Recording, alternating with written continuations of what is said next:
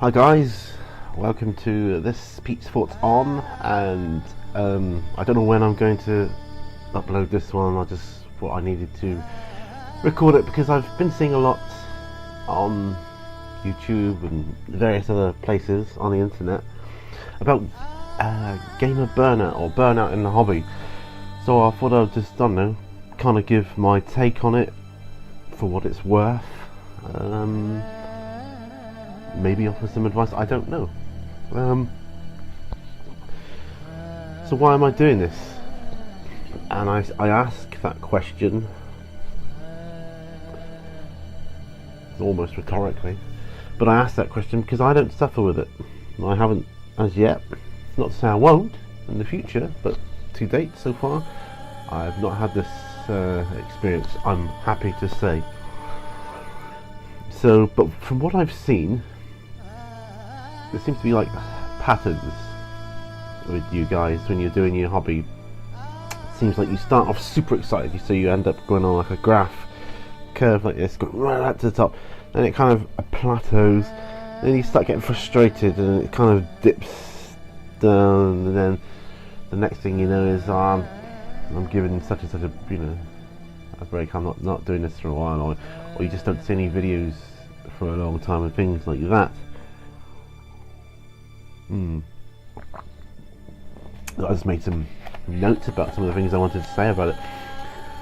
It seems to work in all areas of the hobby as well, like modelling, whether you're just making models, gaming tables or scenery, just gaming itself, or painting. And I've watched several videos of people saying their work tends to get a bit sloppy towards the end. They start off good on a model or set of models. Come the end of the batch, they're just slapping the paint on any old how to get it done because they're fed up with it. And this can happen for a number of reasons, I think.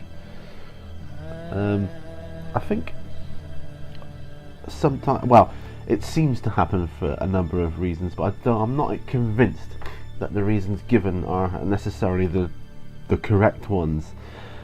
A lot of people will say they're fed up with the rule changes, or their army nerfs, or the codex latest releases rubbish for Warhammer, things like that. And this generates a lot of resentment, I think, because you spent a lot of money on this hobby, and then I've seen cases of people saying, "Oh, I'm just eBaying a lot. I've had it with this game. I'm through with Warhammer. I'm selling a lot." And there's a lot of, I don't know, kind of knee-jerk reactions going on sometimes. So, I mean, yes, you've spent a lot of money into it. You've invested a lot of time, yourself, most importantly, and money into this game or hobby. And I've invested an awful lot of money and time into my hobby, so I'm really hoping I don't suffer with burnout at all. All I suffer with is lack of time to do things. I get frustrated. Like, for instance, I haven't worked on my Tyranid army for some time now. When I say some time, I mean a few months, because it's only been less than a year since I started in this hobby. But that's not because I don't want to work on Tyranid, because I've got so many other things I want to do as well. Maybe that's a bonus for me. I've got so many projects on the go, with so many pies to dip my fingers in. When I get fed up with the taste of that one, I'll just move on to that one for a bit, rather than sticking with the one, wait till that's finished, moving it aside, getting the next one on. I don't know, that works for some people, a lot of people, but not for me, I don't think. Although I'm desperately trying to do that to kind of cut down on the chaos in my room. Yeah, and well, I think you feel that your armies is getting worse, particularly in Warhammer. I think this is more prevalent in Warhammer than anything else. When I say Warhammer, I mean Fantasy and 40k. But I think a lot of the time with gamer burnout, or hobby burnout as we'll call it, I think real life gets in the way a lot of the time, and with work commitments, various things could go wrong or not quite your way, which takes your mind or focus away from the hobby. And you've got to have free time to do a hobby, so it's a luxury, it really is, but quite a necessary one, I think. And if you're doing commission work, that's going to be difficult. If you're working as a commission painter and that is your kind of your main source of income, then I think you're going to suffer with that. So the advice, well, one word: change. You got to change. Identify what it is that's getting you down. That's the painting side of things. Stop painting. Do something else. This hobby has a lot of elements to it. If you're gaming, just stop painting. Go and play. I know you want to play with fully painted armies and models, but sometimes you've got to look at the situation and say, look, I'm never going to get a game in with this army if I don't just go out, get a table up, put some scenery on the table, get a mate round, and play a game. Just play. Or go somewhere where they don't mind you playing with partially painted models. I mean, a lot of places don't. Just play the game, and you try and get a feel for reaping the fruits of the labour you've been putting into it. And because that's ultimately what you want to be doing. You want to be playing the game with the models you've painted and assembled. Because then, what a great feeling that is. So, yeah.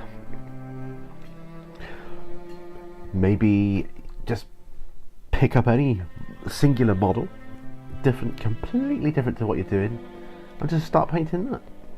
That's another thing. Sift through your bits box, see if you can make a single figure out of something, and just put him together. Might start you off onto a whole new project, which isn't a bad thing. Make something else like an objective marker or something. I don't know. Lots of things that you can be doing. But just play something different. I don't know, Space Hulk, whatever. Some board games. Play Monopoly if you need to be. If you've got a local gaming club, I mean like a generic one, I would recommend going to that.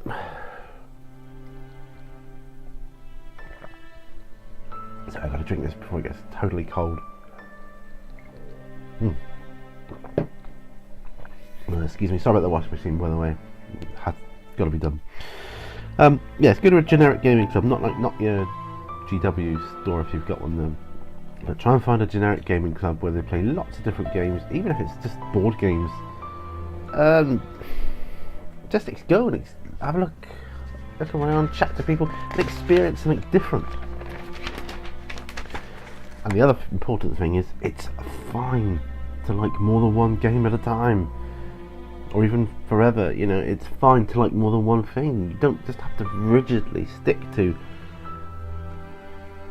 I don't know, World War One or whatever. You don't have to stick there. You can think, go to World War Two or even a fantasy game.